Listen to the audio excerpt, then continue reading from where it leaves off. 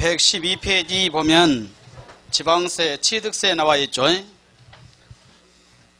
자, 지방세를 공부를 하게 되는데, 지방세는 취득세, 등록면허세, 그리고 재산세, 지방세는 세 개의 세목을 중심으로 공부를 하겠습니다. 취득세, 등록면허세, 재산세. 그래서 순서대로 오게 되니까 순서를 잘 기억을 하시고 세 개를 암기하면 지방세의 종류가 끝나는 거예요. 지방세. 지방세는 취득세, 등록면허세, 재산세 그랬죠. 끝나면 국세 이어서 할 거고. 그래서 취득세, 등록면허세, 재산세에서 가장 먼저 취득세 나와 있죠. 취득세는 여러분들이 알고 있는 것처럼 취득할 때 내는 세금이죠. 취득. 그래서 가장 먼저 취득세가 되게 되는데, 취득세는 지방세에 해당된다. 지방세 중에서 도세고 특별시, 광역시세에 해당이 된다. 그래. 도세, 특별시, 광역시세. 도에서는 도세고 특별시, 광역시는 특별시, 광역시세가 되죠. 도, 특별시, 광역시. 그래서 지방세는 도세가 있고 시군세가 있습니다. 그럼 도세는 뭐냐면 전라남도 그러면 전라남도를 위해서 쓰여지는 세금이고, 만약에 전라남도 목포시 그러면은 목포시를 위해서 쓰여지는 세금이고, 쓰여지는 범위가 달라. 광주광역시세 그러면 광역시세니까 광주광역시 전체를 위해서 쓰여지고, 취득세는. 근데 만약에 광역시 아래 구가 있죠. 구. 만약에 구세다 그러면 구를 위해서 쓰여지고, 서구 그러면 서구를 위해서만 쓰여져. 만약에 취득세가 구세다 그러면 서구를 위해서만, 우리가 낸 세금 중에서 서구를 위해서만 쓰여진다 이렇게 이야기하고. 알았죠? 쓰여지는 범위이기 때문에 이걸 암기를 하셔야 돼. 내용이 없고 뭔 말인지 알았으면 암기를 해야 된다. 이거는 외워야 되겠죠? 그리고 취득세는 도를 위해서 쓰여지는 세금, 특별시, 광역시를 위해서 쓰여지는 세금. 그래서 도 아래가 뭐 있습니까? 시군 있죠. 그리고 특별시, 광역시 아래가 구가 있고, 그러니까 시군, 구가 아니고 도, 특별시, 광역시세에 해당된다. 그래서 지방세 3개 정도만 알면 되게 되니까 이렇게 알고, 취득세는 도, 특별시, 광역시 그랬죠. 등록면허세는 뭐냐면 도세고 구세예요. 구세, 도, 구.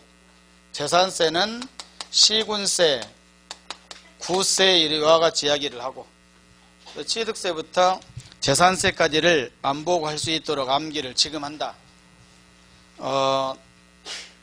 집에 가서 혼자 몰래 외우려고 하지 말고 여기서 바로 외워야 돼. 그래, 취득세는 도, 특별시, 광역시, 등록면허세는 도, 구, 재산세는 시군, 구. 그래서 자꾸 특징을 찾아서 여기 보게 되니까 세 개인데, 위에 있는 것은 위 높은 위 도, 특별시, 광역시고, 아래에 있는 것은 낮아서 그 아래 시군, 구고, 가운데 있는 것은 섞어져 갖고 도에서는 도고, 높은데 도고, 특별시, 광역시는 낮은데 구가 되고. 알았죠? 도, 구 이렇게 외우면 돼. 됐습니까? 그래서 순서대로 해서 이걸 기억을 꼭 하셔야 되고, 이런 지방세에 해당된다 그러죠. 그리고 취득에 관련된 조세, 취득에 관련된 조세다. 그래서 113페이지를 한번 보게 되면 위에 박스 나와 있죠. 박스에서 배웠으니까 신고 납부가 원칙이다. 제일 위에 박스 찾았습니까? 그래서 그러면 취득세는 신고 납부를 하는 지방세다. 신고 납부, 고지서 바꿔내는 세금이 아니고. 그런데 아래 예외적으로 보통징수라고 나와 있죠. 어떤 사람은 취득세를 고지서 바꿔내냐면, 어떤 사람이 고지서 바꿔내겠습니까? 아까 신고 납부를 하지 않으면 고지서 바꿔낸다. 고지서에는 뭐가 가산된 것이다? 가산세가 가산된 금액으로 고지서가 되겠죠. 그러니까 예외 보통징수가 되면 세금이 많아진다 이 말이에요. 가산세만큼 늘어나죠. 그래서 신고 납부가 원칙이고, 예외적으로 보통징수. 모든 세금은 신고 납부하는 세금은 보통징수가 따라다녀. 항상. 무슨 말인지 알았죠? 신고 납부하면 무엇으로 끝나고 신고 납부로 끝나고 신고 납부를 하지 않으면 가산세 가산한 금액으로 고지서가 교부가 되고 그래서 신고 납부는 항상 보통징수가 따라다닙니다. 그리고 아래 동그라미 1번 보통세다 그랬죠. 보통세 목적세 보통세가 있게 되는데 대부분의 조세는 보통세입니다. 그리고 거기에서 아래 4번에 보면 2번에 보면 횡의세 유통세 그랬죠. 취득세는 횡의세입니다. 무슨 행위냐 취득행위. 그리고 유통세다 그랬죠.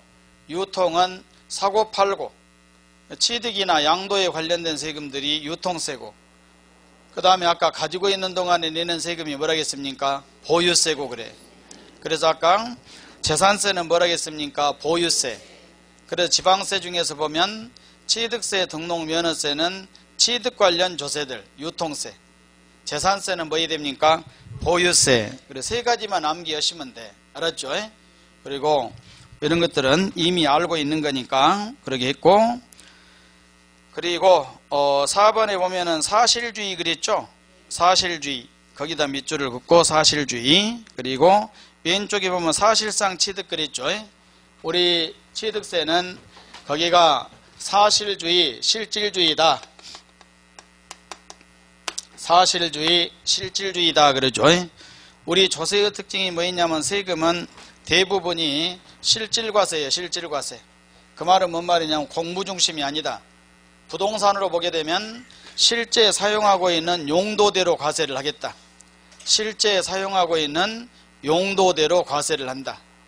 무슨 말인지 알았죠? 실제 사용하고 있는 용도대로 과세를 하겠다. 그래서 실질주의, 사실주의. 그러니까 예를 들어서 건물로 보게 되면 만약에 주거용 건물을 실제 사용하고 있는 용도가 사무실로 사용하면 주택이 아니라 사무실 일반 건물로 과세한다 이 말이에요. 예를 들어 공부상에 임야라 하더라도 임야를 농지로 사용하면 우리 세법은 농지입니다. 농지로 과세를 해. 이런 것들이 실질과세. 그러니까 거기에 나와 있는 취득세는 그런 실질주의, 사실주의다. 그리고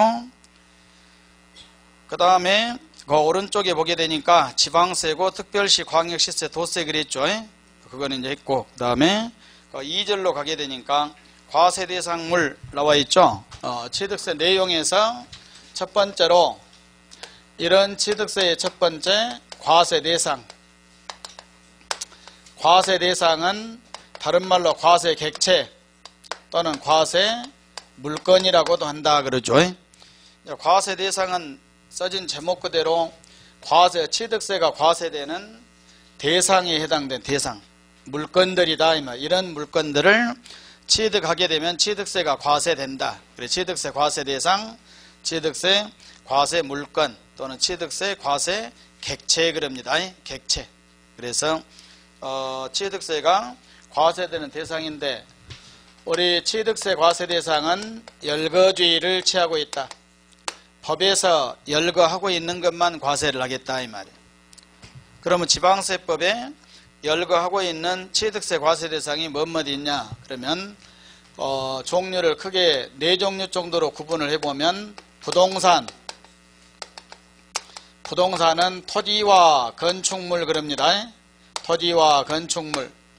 그리고 두 번째로 준부동산의 성격을 가진 것들 준부동산. 넓은 의미의 부동산에 포함한 것들이죠. 임목, 차량, 기계장비, 선박, 항공기까지. 그래서 임목, 차량, 기계장비, 선박, 항공기 그랬죠. 그리고 세 번째로 무형자산에 해당되는 광업권, 어업권. 네 번째로 회원권들이 회원권. 자, 회원권의 종류 골프 회원권, 승마 회원권, 종합체육시설 이용 회원권, 요트 회원권이나 요트 회원권. 그 다음에 콘도미니엄 회원권. 콘도미니엄 회원권 있죠. 여러분들 뭐 콘도 회원권 이러기야. 그래서 이와 같은 것들이 바로 회원권들이다. 회원권. 그래서 회원권은 그냥 한 번씩 보고 확인만 하면 돼. 시험 문제 나오면 다 찾아낼 수 있다. 그래서 골프 회원권이나 뭐 승마 회원권이나 요트 회원권이나 종합체육시설 이용 회원권이나 콘도미니엄 회원권이나 이런 것들을 취득하면 취득세가 과세된다. 그래서 시험 문제는 뭐라고 나오냐면 다음 중 취득세 과세 대상이 아닌 것 찾아봐라, 이런 문제가 나와. 아주 기본적인 문제로 종류를 자주 익혀야 됩니다. 그래서 크게 종류를 네 가지로 구분을 했죠. 네 가지로. 그래서 이걸 하나하나 쭉 나열하면 종류가 너무 많아 기억하기 어려우니까 1번에 부동산들, 2번에 준부동산의 성격을 가진 것들, 3번에 형태가 없는 무형자산들이죠. 두 개뿐이 안 돼. 광업권, 어업권만. 네 번째 회원권들 중에서 골프, 승마, 요트 회원권, 종합체육시설 이용 회원권이나 콘도미니엄 회원권이다. 그래서 종류가 다 끝났죠. 이걸 자꾸 익히셔야 돼. 그리고 거기가 과세 대상의 내용으로 보면 1번에 과세 대상물 113페이지 1번에 부동산 나와 있죠. 부동산에는 토지와 건축물이다. 뒤로 넘겨서 1번에 토지에서 알아야 될 것이 두 번째 줄에 사실상의 토지다 그랬죠. 사실상의 토지. 그 말은 공부상에 등록된 토지뿐만 아니라 등록이 안 된 것도 다 토지에 해당되면 해당된다. 사실상의 토지다. 거기에는 사실상의 토지는 사실상 현황도 포함된 겁니다. 실제 사용하고 있는 용도대로 과세. 그리고 2번에 건축물, 보라건대면 보라겠죠. 다 필요 없어요. 건축물.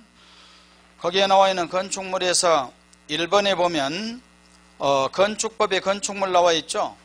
공법 시간에 배운 건축법상 건축물. 공법 시간에 내용은 배우고 세법 시간에 배울 것 없고 건축법상 건축물이다. 2번에 토지에 정착하거나 지하 다른 구조물에 설치하는 시설 그랬죠. 그래서 그런 기억에 레저시설이나 내용 보지 말고 레저시설, 저장시설, 독후 저반시설, 도관 급배수 에너지 공급시설, 기타 이런 시설도 건축물에 해당이 된다 이 말이에요. 그리고 2번에 차량은 내용 볼 필요 없고 토지 건축물만 내용을 보고 나머지는 종류만 보면 돼. 차량, 기계장비 넘어가시고 항공기, 선박, 그 다음 6번의 임목은 토지 건축물은 아니지만 토지와 밀접한 관련이 있죠. 임목은 어디에 있습니까? 나무로 토지에가 있어. 나무는 알았습니까? 나무는 토지의 나무니까 임목은 잘 봅니다. 임목. 동그라미 1번에 보면은 임목은 지상의 과수, 임목, 중목이다. 과수 알죠? 과수원의 과수, 임목, 중목, 대나무 이런 것들이 임목에 해당이 된다 이 말이에요. 2번에 보면 2번은 볼 것 없고 3번에 보게 되니까 임목이란 지상의 생립 거기다 밑줄을 긋고 생립이 뭐입니까? 살아 서 있다. 살아서 서 있어야 돼. 살아서 누워있는 나무는 없죠. 그래서 살아 있어야 된다 이 말이에요.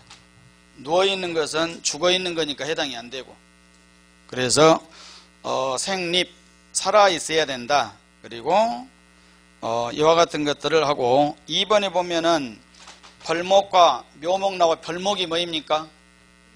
베어낸 나무 벌목, 묘목 알죠? 그래서 그 벌목은 베어낸 나무는 죽어 있으니까 과세 대상이 당연히 아니고 그리고 묘목은 묘목 알죠? 초기에 그런 조그마한 묘목은 과세 대상이 아니다 이 말이에요. 벌목은 죽어 있고 묘목은 과세 대상이 아니다. 그러니까 심어서 일정 기간 자란 나무가 임목으로 과세 대상입니다. 그래서 여러분들이 만약에 과수원을 샀다 그러면 토지에 대한 과수원을 사면 땅 있죠? 토지에 대한 취득세, 임목에 대한 취득세로 납부를 하셔야 돼요. 대나무밭을 사도 어떻게 해야 됩니까? 토지에 대한 취득세, 임목에 대한 취득세로 납부를 해야 된다. 알았죠? 자꾸 그러게 연습을 하셔야 돼. 근데 여러분들이 보면 저기 과수원을 샀다. 과수원. 이런 나무가 심어져 있는 과수원을 샀다. 그러면 여러분들은 실무에서는 보통 과수원은 농지지요. 농지. 물론 임야인 경우도 있고. 그래서 과수원을 사오게 되면 취득을 했다 그러면 토지와 나무, 임목에 대한 취득세로 나누어서 세금을 계산하셔야 돼. 이렇게 해갖고 토지에 대한 취득세, 임목에 대한 취득세를 납부를 해야 되지만 보통 토지와 임목을 함께 그냥 얼마 주고 사불죠. 그렇게 하게 되니까 여러분들이 구분도 안 오고 토지와 임목으로 구분하지 않고 토지에 대한 취득세로 그냥 납부를 한다. 보통 그렇게 하고 있어. 실무에서. 근데 그건 잘못된 것이다 이 말이에요. 앞으로 어떻게 됩니까? 토지와 임목으로 구분해야 됩니다. 토지와 임목으로. 그래서 그와 같이 알고 공부를 해야 되고 그러면 만약에 이걸 1억을 주고 취득을 했다. 두 개 합해서 그러면 토지로 1억을 그냥 신고한 경우와 임목은 신고 안 오고 그러면 1억에서 토지를 7천 정도 하고 임목을 3천 정도 이렇게 나누어서 이와 같이 신고를 한 것이고 어떻게 신고해도 상관은 없어. 이건 잘못된 것이고 이건 맞는 것이고 알았죠? 근데 여러분들이 알아야 될 것이 근데 1억으로 신고해도 지금까지 아무 탈이 없었죠. 그 이유는 뭐냐면 1억으로 신고하면 취득세가 더 많아.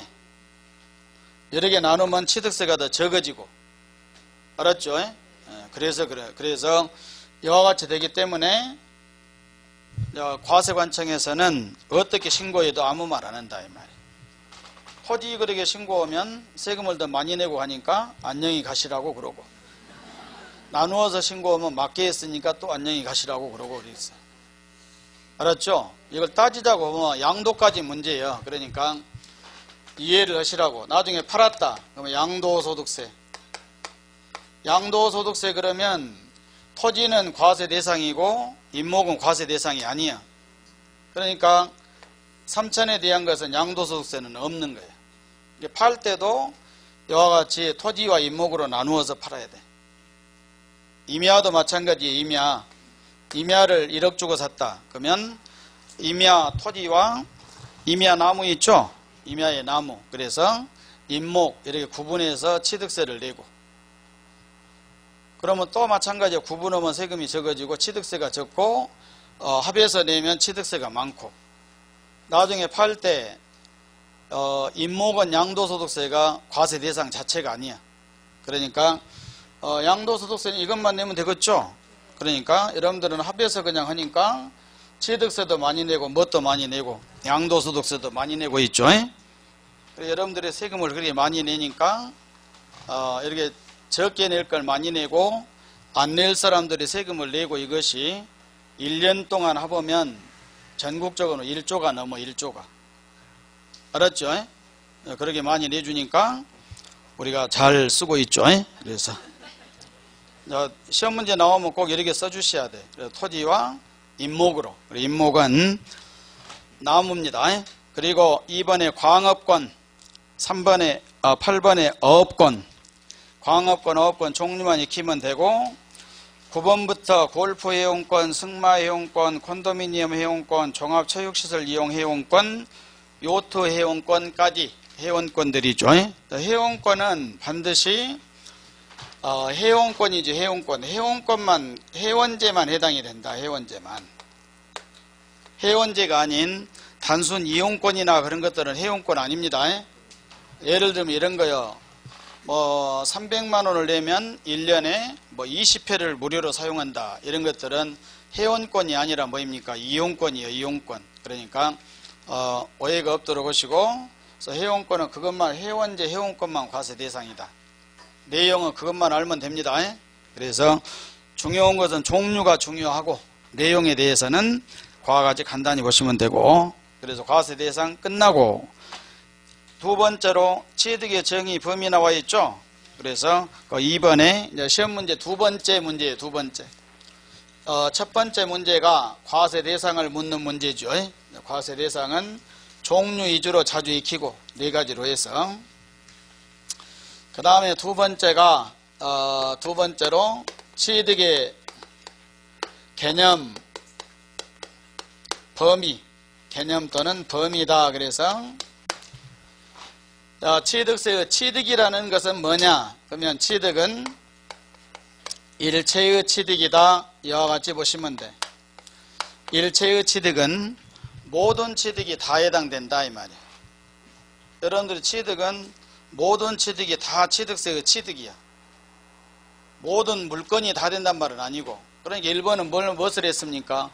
과세 대상 물건을 이야기한 것이고, 이런 물건을 취득하면 취득세가 과세된다. 2번은 뭐냐면 취득의 범위 개념은 모든 취득이 다 된다. 그러면 취득의 구분을 보시면 돼. 취득에는 어떤 것들이 있게 되냐? 그러면은 사실상의 취득이 있고, 그리고 의제의 취득이 있고, 두 가지로 나눠진다. 이걸 외울 필요 없습니다. 외울 필요 없고 자꾸 이걸 보고 익혀야 되니까 일체의 취득인데 다 된다게 되는데 뭐뭐 있는가 보려고 한 거예요. 그래서 사실상의 취득은 실질적인 취득을 의미하고, 의제 취득은 항상 법에서 의제는 간주한다죠. 취득으로 간주한 것들이고, 이건 취득이고 이건 취득으로 간주된 것이고. 그래서 사실상의 취득은 원시 취득이 있고 승계 취득이 있고, 원시는 최초 처음이고 승계는 처음이 아니죠. 다른 사람이 가지고 있는 것을 내가 취득하면 승계 취득, 상대가 없이 내가 스스로 취득한 것이 원시 취득. 외울 필요 없습니다. 다 알고 있는 거예요. 처음인지 두 번째인지 구분을 못하면. 알았습니까?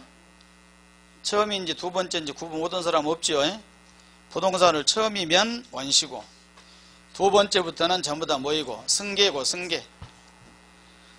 원시에서 부동산만 보면 토지의 원시 취득은 언제냐? 토지의 원시 취득. 토지의 원시는 토지를 상대방 없이 내가 스스로 취득한 경우가 언제입니까? 매립. 새만금 가봤죠? 그것이 다 그런 거예요. 매립, 간척. 외울 필요 없다겠죠? 이해만 하면 돼. 그래서 새만금 그렇게 쭉 지나다니지 말고 딱 보고 원시 취득을 했구나. 원시 취득이야. 그래갖고 원시 취득이다. 매립했으니까. 그걸 이제 팔면은 그 다음부터는 승계에 이제 최초의 취득자가 팔게 되면, 건축물의 원시는 건축에가 뭐뭐 있습니까? 건축의 종류. 공법 시간에 배운 건축의 종류. 신축도 있고, 증축도 있고, 재축도 있고, 이전도 있고, 이런 것들이 전부 다 원시. 신축은 생각해보면 신축은 전부가 원시고, 증축은 증가된 부분만 원시고, 재축은 다시건축이죠. 전체가 원시고, 이전은 증가된 부분만 원시고. 알았습니까?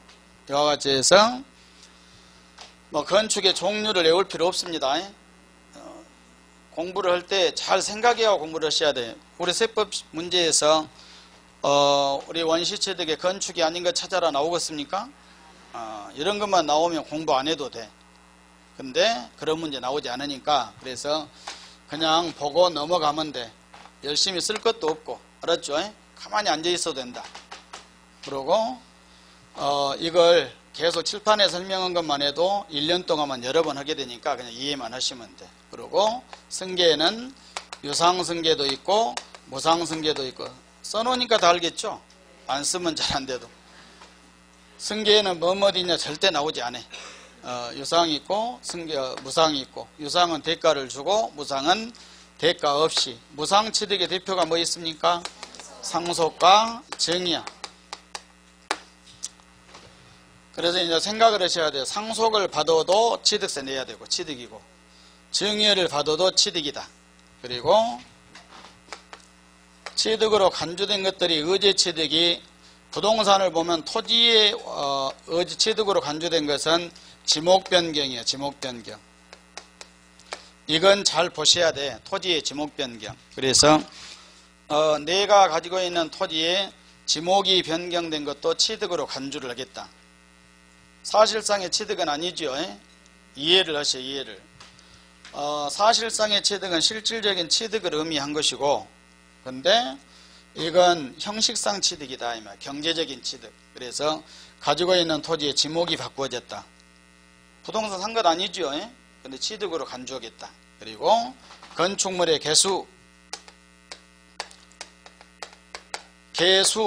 고치고 수선하고, 건물을 고치고 수선한 것도 취득으로 간주를 하겠다. 취득서 납부해야 됩니다. 그리고 차량, 기계장비, 선박의 종류 변경, 이것도 취득으로 간주를 하겠다. 부동산 아니니까 그냥 종류 변경됐다 이 말이야. 그 다음에 마지막으로 과점 주주, 이것도 취득으로 간주를 하겠다. 그래서 여기서 이제 제일 내용들 중에서 시험에 출제되고 복잡한 것이 과점주지예요. 과점주주. 좀 이따 공부하기로 하고, 여기까지는 뭐냐면 취득의 범위, 개념, 일체의 취득이다. 모든 취득이 다 해당된다 이런 뜻이야. 그러니까 원시취득도 취득이고 승계도 취득이고, 취득으로 간주한 것은 당연히 간주하니까 취득이고, 알았죠? 일체의 취득을 설명한 거니까. 그래서 이와 같이 보시되, 그러면 항상 법에는 원칙이 있고 예외가 있다겠죠. 여기 보게 되니까 원시 처음으로 취득해도 취득세가 과세되고, 승계 취득에도 취득세가 과세되고, 이런 것도 물론이고 그러게 하지만 예외적으로 차량, 기계, 선박, 항공기 네 가지는 원시 취득에 대해서는 취득세를 과세하지 않겠다. 그래서 차량의 원시 취득, 기계장비, 선박, 항공기의 원시 취득은 취득세가 과세되지 않습니다. 그래서 이것만 원시 취득이 과세가 되지 않아. 그리고 광업권, 어업권은 원시 취득에 대해서는 취득세를 면제해요. 취득세를 면제하겠다. 면제하니까 이것도 어쩝니까? 취득세가 없죠. 면제니까. 그래서 원시 취득에 대해서 취득이 아니고 취득세가 면제되는 것은 차량, 기계, 선박, 항공기, 광업권, 어업권만 해당되게 되고, 나머지들은 원시 취득에 대해서도 과세된다 이렇게 알고 있으면 돼. 다만 참고적으로 토지나 건축물은 원시 취득이 있죠. 근데 임목은 나무지요. 나무는 원시 취득이 없어. 성장하는 것은 원시가 없습니다. 이해만 하시고. 그래서 시험 문제 임목의 원시 취득이 과세되냐 안 되냐 이렇게 물어보면 출제자가 생각이 없는 사람이다 이 말이에요. 원시가 없는 것을 세금이 있냐 없냐 이렇게 물어보면. 그러니까 출제한 사람들이 그렇게 정신없고 그런 사람 없어. 그렇기 때문에 출제를 하지 않아. 그러니까 임목은 뭔만 물어봅니까? 원시 승계 갖고 따지지 않는다. 알았죠? 그러게 하고, 여기에 나와 있는 해운권도 만들고 그런 것이 아니기 때문에 역시 원시가 없는 거예요. 자체가. 원시가 있는 것은 1번, 2번, 3번만 원시가 있고 그 중에서 부동산은 원시 승계가 다 되고, 나머지들은 원시 취득이 취득세가 취득으로 보지 않는 과세 대상이 아니거나 취득세가 면제되고 그런다. 알았죠? 그래서 여기에 나와 있는 과세 대상 두 개를 비교해서 이렇게 보셔야 돼. 시험 문제는 여기에 나와 있는 과세 대상부터 취득의 범위 여기까지를 한꺼번에 시험 문제 물어봐. 이제 알았죠? 여기는 종류 물어보고 여기는 취득의 범위 개념을 물어보게 되니까 보시고, 자, 교재 보게 되면 120페이지 나와 있죠? 120페이지 확인하시고, 거기에 보게 되면은 아래 동그라미 3번 나와 있죠? 3번 찾았습니까? 배우자 또는 직계 존비속 간의 부동산 취득 나와 있죠? 제목만 보고 내용 보지 말고 공부를 할 때 항상 제목만 보고 내용 보려고 하면 안 된다. 그러니까 눈을 위로 떠야 돼. 위로. 아래로 막 내려 깔고 하면 안 되고, 제목만 보고 모든 걸 해결하려고 노력을 하셔야 된다. 알았습니까? 자꾸 내용 보려고 하면 나중에 문제집 딱 받으면 아무 생각이 안 날 수가 있어. 그러니까 제목만 보고 항상 하는 걸 연습을 하시고, 배우자 직계 존비속 간에 부동산을 취득했다 그랬죠. 여기 보게 되면은 앞으로 세법에서 배우자 간에 직계 존비속 간에 부동산을 취득을 했다. 배우자 알죠? 제목만 보고 알아서 하시라고. 배우자 아니까 그렇게 알면 되고, 직계 존비속 알죠? 자기를 기준으로 직계 존비속 알죠? 알면서 또 아냐 그러니까 말 안 하고. 배우자는 진짜 알죠? 배우자는. 여기에 나와 있는 직계 존비속은 자기를 기준으로 위로 아래로예요. 그러니까 자기를 기준으로 위로는 부모님이나 아래로는 자녀. 그래서 이제 사고팔고 했다는 배우자 간에 부동산을 샀다. 배우자가 팔았고 배우자가 샀고, 그러고 직계 존비속 간에 사고팔고 했다. 그래서 산 사람이 있으면 판 사람이 있겠죠. 그러니까 배우자 간에 부동산을 팔고 샀고, 직계 존비속 간에 부동산을 팔고 샀고.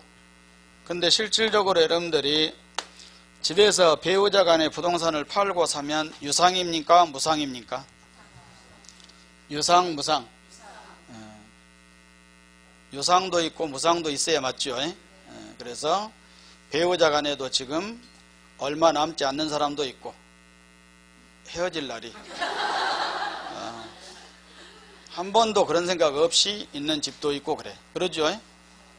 그렇기 때문에 배우자 간의 취득은 유상도 있고 무상도 있을 수 있다. 일반적으로는. 근데 유상이 많겠습니까? 무상이 많겠습니까?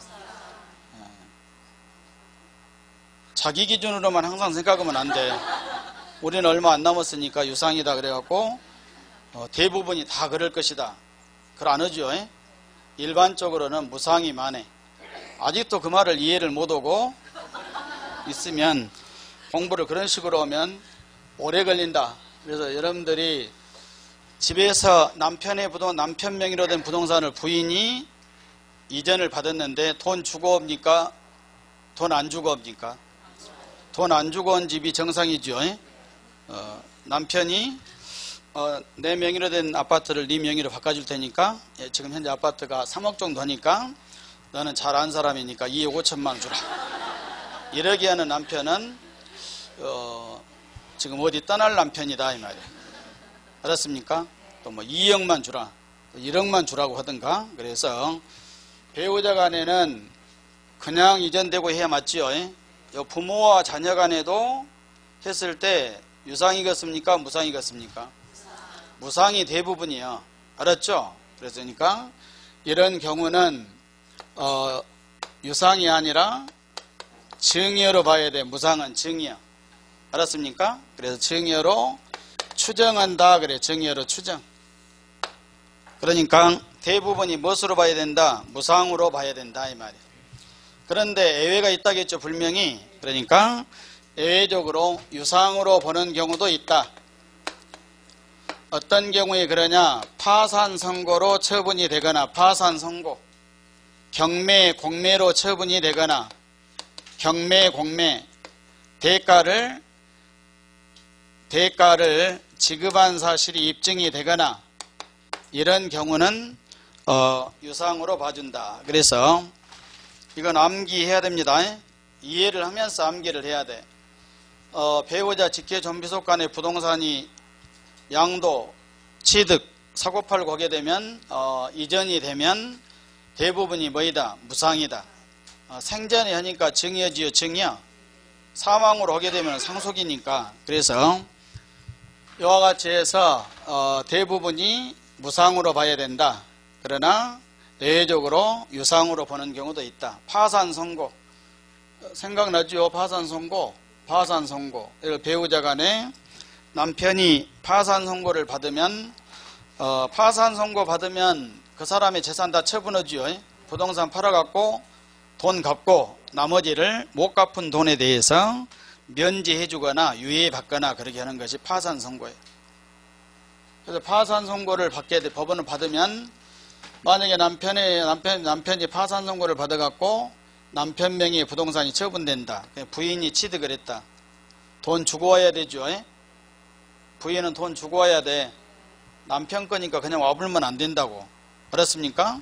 그래서 그런 이야기. 그리고 경매, 공매도 마찬가지야. 남편의 부동산이 경매로 처분되니까 부인이 경락을 받았다. 법원에 돈 줘야 되죠. 그래서 남편 거니까 그냥 올 수가 없다 이 말이. 유상. 그리고 기타 배우자 간에도 특별한 이런 경우가 아니더라도 돈을 주고받고 불명의 한 경우도 있다. 그런 경우는 유상으로 본다 이 말이에요. 여기에 이제 대표적인 게 뭐냐면 등기 자산을 교환한 경우, 예를 들어 부동산을 교환한 경우 그런 거예요. 남편 명의로 된 부동산과 부인 명의로 된 다른 부동산하고 서로 교환했다. 쌍방 모두 다 유상입니다. 생각을 하셔야 돼. 남편의 부동산을 부인에게 줬고 부인 명의로 된 부동산을 받아왔고, 그러니까 대가를 부동산으로 받은 것이다. 유상. 그리고 등기자산을 교환, 기타 소득으로 증명을 하거나 소득 증명, 그리고 상속이나 증여 받은 돈으로 줬다든가 또는 다른 재산을 처분, 이런 걸로 증명을 해야 돼. 증명. 돈을 줬다는 증명을 해야 된다. 그러면 유상으로 봐주겠다. 됐습니까? 그래서 보면 우리 세법은 중요하게 본 것이 뭐냐면 돈을 주고받고 했다를 중요한 것이 영수증을 중요치 않아. 세법은 항상 무엇을 중요시하냐 하면 돈을 지급한 사람이 돈을 마련 출처를 밝혀야 돼. 출처. 더 나아가서는 돈을 받은 사람이 어디에 사용했는가까지 확인을 한다 이 말이에요. 알았습니까? 의심되면. 그러니까 돈을 지급한 사람이 그 돈을 어떻게 마련했는가를 출처를 밝혀야 돼. 만약에 부인이 남편에게 돈을 5억을 줬다. 영수증 제출해봤자 필요 없어. 증명을 해야 돼. 부인은 5억을 어떻게 마련을 했는가. 그래서 남편은 집에 놀고 있고 부인은 직장다에 돈을 벌었다. 그럼 소득증명을 하면 돼. 이렇게 내가 5억을 벌어서 줬다. 그리고 상속받은 돈으로 부인이 친정에서 상속을 받아왔다. 상속받은 돈으로 줬다. 부인이 증여를 받은 돈으로 남편에게 줬다. 그리고 부인 명의로 된 다른 재산을 팔아갖고 줬다. 이렇게 입증을 해야 된다. 직계 존비속관도 마찬가지. 그러니까 항상 우리가 주고받고 했다고 하려면 세금 문제로 어떤 대가를 주고받고 했다고 입증을 하려면 배우자 간이나 직계 존비속 간에 거래를 했으면 증명을 준비를 해야 된다 이 말이에요. 막연하게 영수증 써갖고는 안 돼. 알았죠? 그리고 의심스러우면 부모와 자녀 간에는 자녀가 부모님에게 돈을 줬다. 그러면 자녀는 출처 밝혀야 되고, 그래도 의심스러우면 부모님이 돈 받은 걸 어디다 사용했는가 확인까지 해. 받아갖고 바로 줘볼 수도 있죠. 오늘 받아가고 내일 보내볼 수도 있어. 통장 조회 다 해갖고 이렇게 되니까. 그래서 그것까지를 생각을 해서 항상 보시고, 그래서 이건 시험 문제 뭐라고 나오냐면 배우자 직계 존비속 간의 부동산의 취득은 유상이다 무상이다. 무상이다. 예외적으로 이런 경우는 유상으로 본다. 왜 그러냐면 우리 취득세는 유상과 무상에 따라서 세율이 달라. 세율이. 알았죠? 그래서 구분을 하셔야 된다 이 말. 그 다음에 네 번째 나와 있는 부담부 증여 나와 있죠. 또 제목만 보시고 거기에 나와 있는 부담부 증여도 제목이 증여죠. 증여. 증여는 생전에 무상으로 이전되면 증여입니다. 근데 부담부, 부담하는 조건부 증여다.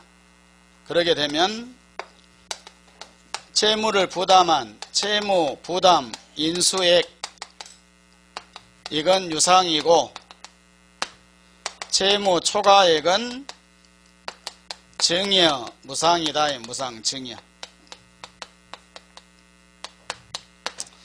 여기에 나와 있는 부담부 증여 그러면 이런 거죠. 예를 들면 이 부동산이 3억짜리인데 A가 B에게 증여를 했다.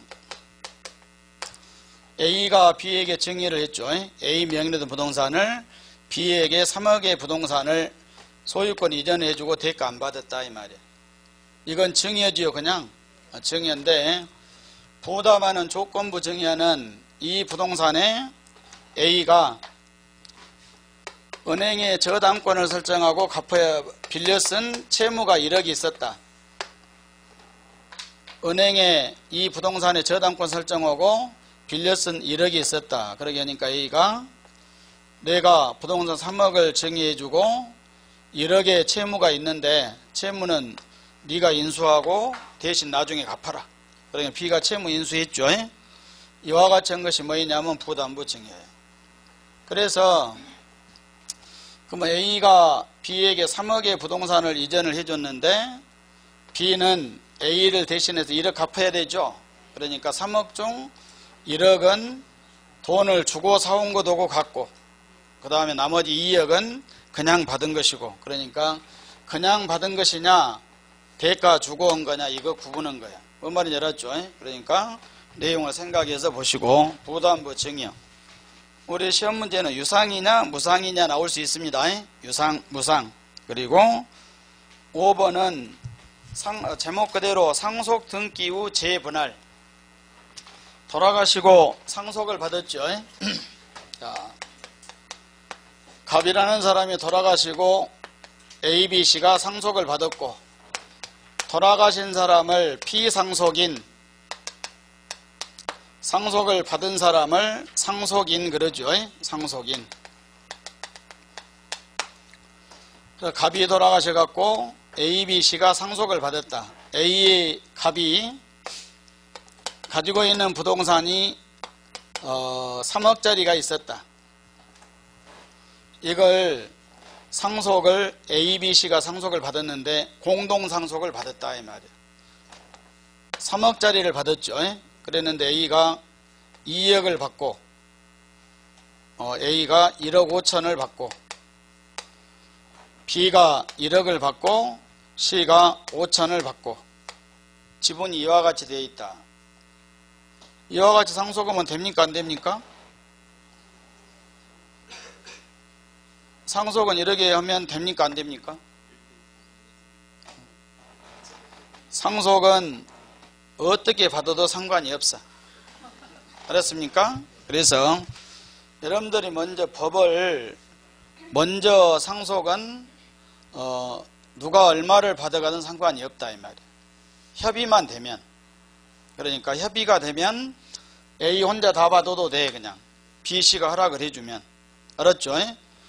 그것이 상속이고, 근데 갑의 재산을 A, B, C 세 사람이 다 재산을 많이 받아가려고 하면 분쟁이 생기니까 민법대로 법대로 나눠라 이 말이에요. 알았죠? 그때 지금 한 것이 배우자가 1.5, 1, 1 이렇게 나눠간 거고. 알았죠? 그런 것들은 세법에서는 상관이 없으니까 일단 여러분들이 이제 그런 정도 알아야 상속은 어떻게 해도 상관이 협의만 되면 혼자 다 받아도 돼.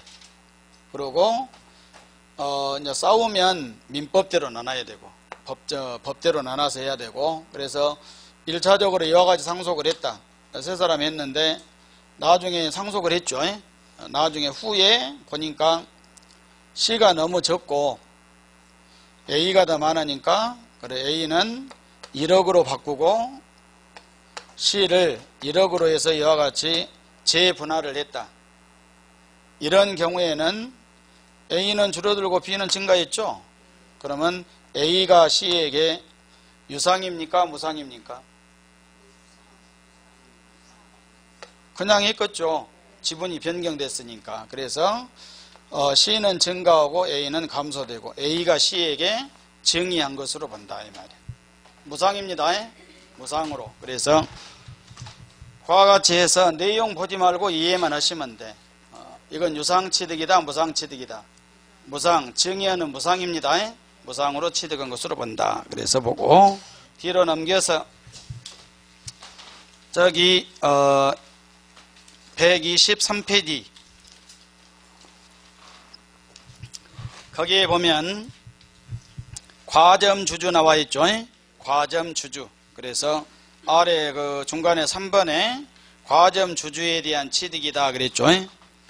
과점 주주는 취득세에서 시험 볼 때마다 나오게 되니까 내용을 잘 정리를 해야 됩니다. 그래서 몇 가지를 알아야 되는데, 첫째는 과점 주주의 요건이에요. 과점 주주. 과점 주주 그러면 주주지요. 주주. 주주인데 과점이 붙어 있죠. 그러면 주식을 과점 주주는 그 회사를 완전 지배가 가능할 때 완전 지배. 그러면 주식회사 의결은 주식수로죠. 주식수로. 의결권에 있는 주식으로 하게 되니까, 그러면 과반수로 대부분이 결정이 되게 과반수로. 그러면 주식을 얼마를 가지고 있으면 그 회사의 모든 안건을 자기 마음대로 의결을 할 수 있습니까? 51%가 아니라 50% 초과 그래. 초과. 1%까지 갖고 있을 필요는 없고 50%면 안 되지요. 50%면 나머지 다 반대하면 딱 동수가 되니까. 그래서 비상장 법인의 주식을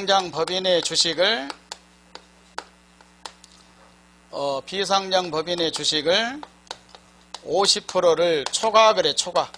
그러니까 만약에 100만 주다 그러면 100만 주에 50%면 50만 주지요. 50만 한 주만 갖고 있어도 된다 이 말이에요. 50만 한 주. 그때는 한 주가 아주 중요하죠. 50만 주는 안 돼. 그래서 그와 같이 해서 50%를 초과해서 취득을 해야 된다. 이걸 꼭 기억을 하셔야 돼요. 50% 이상 아닙니다.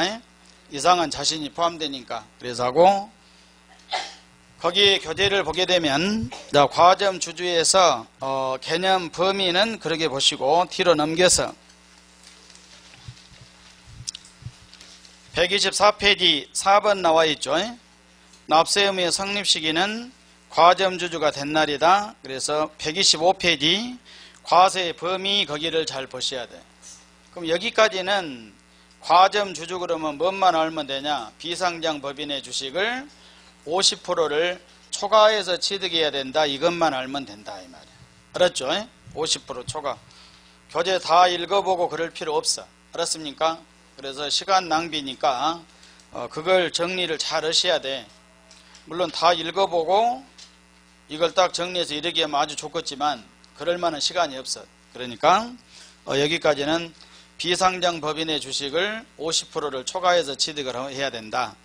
그리고 125페이지 가로 1번 최초로 과점 주주가 된 경우라고 나와 있죠.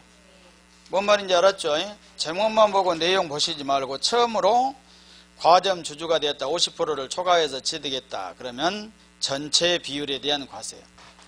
처음으로 만약에 60%가 됐다. 60%에 대한 과세. 55%를 처음으로 취득했다. 최초면 55%를 과세. 아래 박스 사례 1번 설립 당시 0에서 취득 및 증자해갖고 60%를 취득했다. 그럼 얼마에 대한 과세? 60%에 대한 납세 의무를 진다. 됐죠? 그리고 오른쪽 두 번째는 설립 당시 40%면 과점주주 아니죠?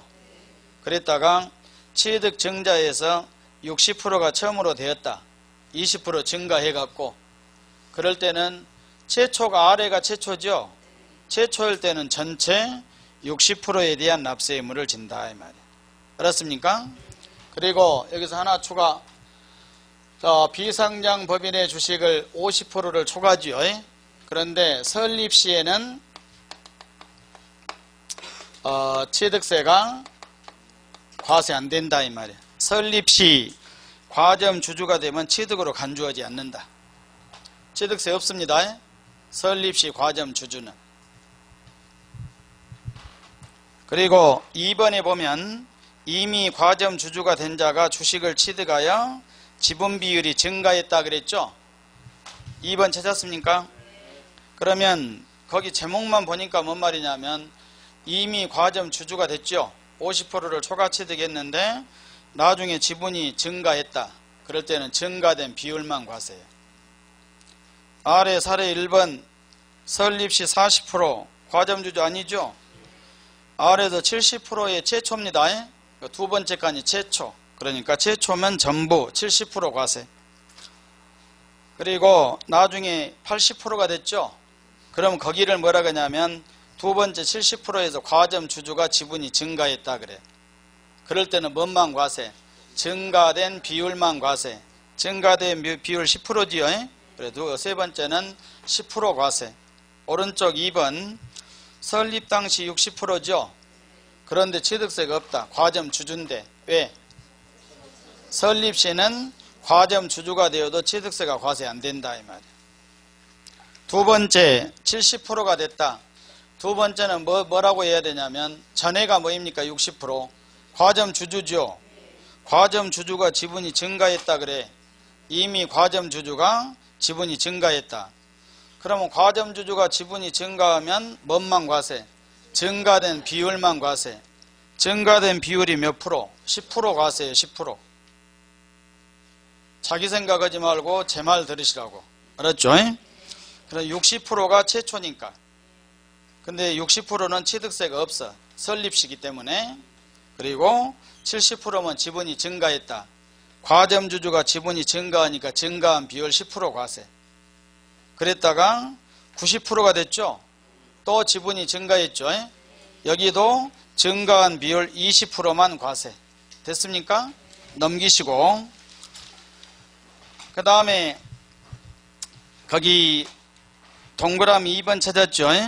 다만 증가된 후에 주식 등의 비율이 해당 과점주주가 이전에 가지고 있던 주식의 최고 비율보다 증가되지 아니한 경우에는 취득세를 부과하지 아니한다 그랬죠. 그러면 거기서 최고 비율보다 증가하지 않는 한 거기다가 밑줄을 긋고 최고 비율보다 증가하지 않는 경우는 취득세가 과세되지 않는다. 그러니까 과거를 항상 봐야 돼. 과거를. 무슨 말인지 알았죠? 자, 오랫동안 보면 거기 사례 1번 같은 경우 보면 40%에서 지금 40%에서 두 번째 몇 프로 됐다가 70% 됐다가 그 다음에가 55% 됐다가 그 다음에가 80%가 되었다. 그러면 거기 여기 보시고 교재이체를 그대로 써뒀으니까 40%는 과점주주 자체가 아니죠. 볼 것도 없어 그냥. 그 다음에 70%가 됐죠. 그러게 되니까 여기가 최초예요. 최초. 항상 최초는 전부예요. 전부. 70% 과세. 알았죠? 70%에 대한 납세 의무를 지고. 그랬다가 55%가 됐으면 감소죠. 여기는 과점주주가 지분이 감소. 감소되면 취득세는 없는 거예요. 무조건. 그랬다가 80%가 됐죠. 그럼 여기는 뭐냐면 과점주주가 지분이 증가했죠. 과점주주니까. 그래서 80%가 됐으면 증가한 비율이 돼야 되는데 여기가 없으면 증가한 것만 과세가 되지만 과거가 있을 때는 과거를 다 봐야 돼. 다. 과거 최고가 얼마? 70%에서 이렇게 된 것으로 봐야 된다. 그러니까 과거 최고 70%에서 80% 된 것으로 봐야 되니까 몇 프로만 과세? 10%만 과세 그래야 돼. 알았죠? 10%만. 그래서 여기를 뭐라고 이야기하냐면 최고 과거 최고 비율보다 증가한 비율 70%에서 80% 된 것으로 10% 과세. 근데 오른쪽 2번을 보면 40%에서 70% 되니까 70% 과세지요. 55% 감소됐고 65%가 됐죠. 그러면 55%에서 65% 보면 안 된다 이 말. 과거가 있으니까. 과거 최고가 얼마? 70%에서 65% 된 것으로 봐야 되니까 이건 취득세가 없다 그래야 돼. 최고 비율보다 증가하지 않았으니까. 주의해야 됩니다. 그 다음에 아래 가로 3번 과점주주였던 자가 비과점주주가 된 후에 다시 과점주주가 된 경우. 그러면 과점주주가 과점 주주가 아니었다가 다시 과점 주주가 되었다. 그러면 아래 사례 1번을 보면 40%에서 70% 되었다가 30% 되었다가 80%가 되었다. 그러면 여기가 최초지요. 최초니까 전부 70% 과세고 30%는 과점 주주가 아니지요. 그래 아예 취득세는 없는 것이고 80%면 이걸 과거 여기도 마찬가지로 이거도 똑같이 생각하면 돼. 그냥 과거 과점 주주가 얼마였습니까? 70%였죠. 70%에서 80% 된 것으로 10%만 과세를 한다 이 말이에요. 그러니까 거기 이거도고는 똑같이 생각하면 돼.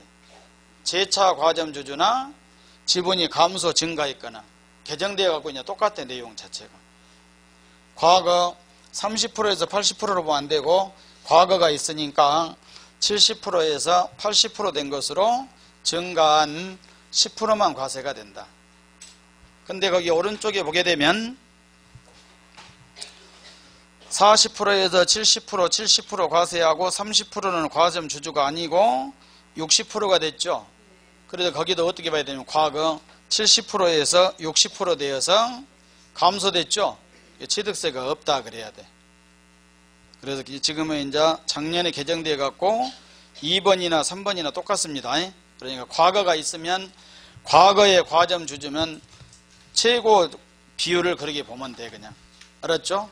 이것이 거기에 나와 있는 우선은 문제풀이를 하기 위해서 그 박스만 잘 보면 돼. 박스만. 그래갖고 제목 보고 거기 사례를 중심으로 해서 열심히 공부를 합니다. 그래서 거기까지 취득의 범위 개념이 전부 끝났고 그 다음에 127페이지 3절 가니까 납세 의무자 나와 있죠. 거기서부터 쉬었다 하겠습니다.